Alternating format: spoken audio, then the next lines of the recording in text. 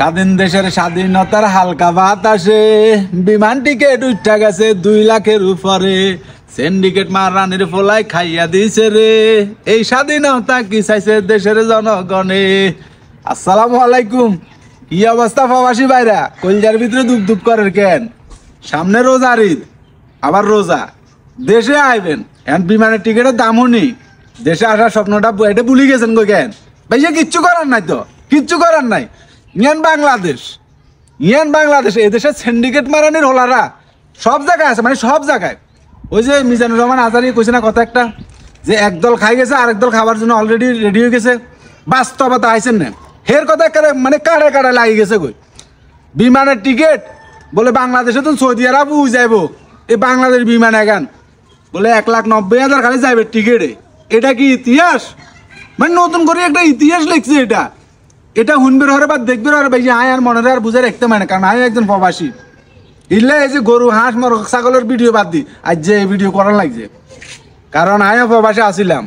যখন ছুটির টাইম হয় কলজার ভিতরে দুপ দুপ করে অনেকেরে, যে বাহরে টিকিটের দাম কত টাকা, দেশে যাবো মাল্লাই কিনবো, বললাই কিনবো, হুতলাই কিনবো, জিল্লাই কিনবো, তার মধ্যে যদি বিমানের টিকিটের দাম যদি এরকম হয়, হেতের কলজার ভিতরে কি চাটা লাগে স্যার? কম দেখি আরে কন। এটা ইতিহাসে কখনো ছিল যে শুধু যাইবে টিকিটের দাম 2 লাখ টাকা? ইতিহাস রেকর্ড কিয়া ভাঙিয়ে লাইছে, মানে রেকর্ড ভাঙিয়ে লাইছে। প্রবাসীর করে খালি কয় এ রেমিটেন্স ফাটাও, হ্যালো রেমিটেন্স ফাটাও, রেমিটেন্স ফাটাই তো কেন? বিমানের টিকিট 2 লাখ টাকা করে আমরা রেমিটেন্স কুড়েন কি পাইজলামি পাইছেন?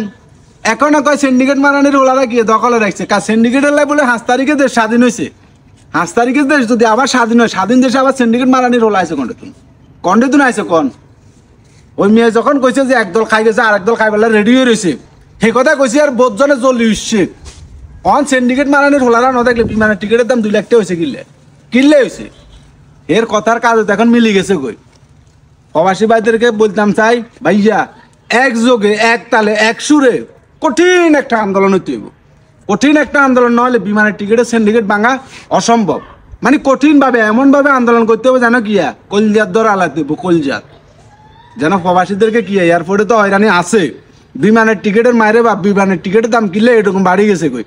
এটা যেন কি সংক্ষেপে ঠিক হচ্ছে, মানে সলিউশন তাড়াতাড়ি হয়ে যায় গাড়ি। এই জন্য কঠিন একটা কি আন্দোলন করতে হইব। তো আন্দোলন না করলে আসতেন না, কারণ ইতিহাসে এগুলোর রেকর্ড আর নাই মনে হয়। মানে খবরটা ওনার হরে বিশ্বাস যদি করেন, কালকে রাতে তুমি খুব ছটফট করতে আছে। আরে প্রবাসীরা সামনে দেশে আইব রে, মাল্লাই বাফেলাই বোনেলাই ব্যাগেলাই ঈদের জামা টামা কিনে লিয়ে আইব, কত কিছু লিয়ে আইব। হয়তো বেতন আছে 1500, হয়তো 2 মাসের মিলে 3,000 রিয়াল জমাইছে। বিমানের টিকিটে যদি এত উন্টে আলো যে হাতে কিনবো। তো এক সুরে এক তালে একযোগে আন্দোলন চালান, ইনশাল্লাহ আসি লগে।